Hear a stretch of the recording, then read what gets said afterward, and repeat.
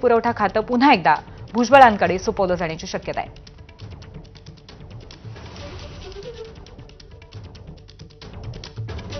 राष्ट्रवादी काँग्रेसचे ज्येष्ठ नेते येवल्याचे आमदार छगन भुजबळ यांची पुन्हा एकदा मंत्रिमंडळामध्ये वर्णी लागलेली आहे. त्यामुळे कार्यकर्त्यांमध्ये उत्साहाचं वातावरण आहे, आनंदाचं वातावरण आहे. भुजबळ फार्मसह नाशिक शहरातल्या विविध भागामध्ये आता छगन भुजबळ यांच्या अभिनंदनाचे होर्डिंग्स लागायला सुरुवात झाली आहे. आपण आता भुजबळ फार्मच्या परिसरामध्ये आहोत. भुजबळ यांचं कार्यालय आणि निवास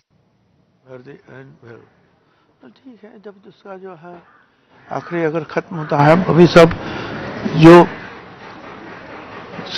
जो अभी अच्छा हुआ आखिरी बार, तो सब अच्छा है. इसके पहले हमने देखा है आपने जो विभाग लिए हैं काफी सराहनीय तरीके से संभाले गए हैं.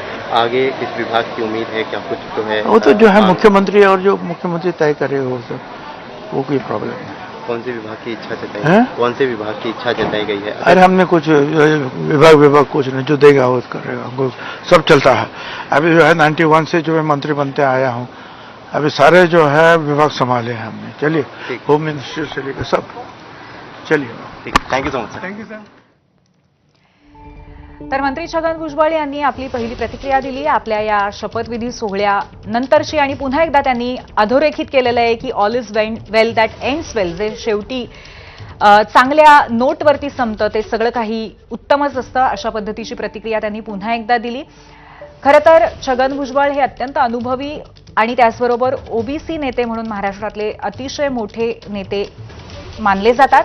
आणि आतापर्यंत त्यांनी गृह खातं सुद्धा सांभाळलेलं आहे. उपमुख्यमंत्री पदाची सुद्धा त्यांनी जबाबदारी सांभाळलेली आहे यापूर्वी. आणि त्यामुळे आगामी स्थानिक स्वराज्य संस्थांच्या निवडणुका असू देत किंवा एकंदरीतच मंत्रिमंडळाला आकार देणं, या सगळ्या पातळीवरती त्यांचा समावेश या मंत्रिमंडळामध्ये महत्त्वाचा समजला जाईल. आणि त्याचबरोबर त्यांचं जे नाराजी नाट्य होतं ते प्रामुख्याने आगामी निवडणुकांच्या पार्श्वभूमीवरती कदाचित महायुतीला महागात पडण्याची खूप जास्त शक्यता वर्तवली जात होती. या सगळ्या पार्श्वभूमीवरती छगन भुजबळ यांची मंत्रिमंडळामध्ये वर्णी लागणं हा महाराष्ट्राच्या राजकारणासाठी अत्यंत महत्त्वाचा असा एक मुद्दा आहे, महत्त्वाची घडामोड आहे.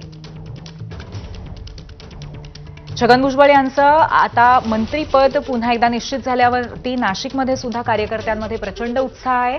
त्यांच्या नाराजी नाट्याच्या वेळेला त्यांचे सर्व कार्यकर्ते त्यांच्या पाठीशी उभे राहिलेले होते. मोठमोठ्या प्रमाणावरती सभा सुद्धा त्यावेळेला नाशिक आणि इतर भागांमध्ये पाहायला मिळाल्या होत्या.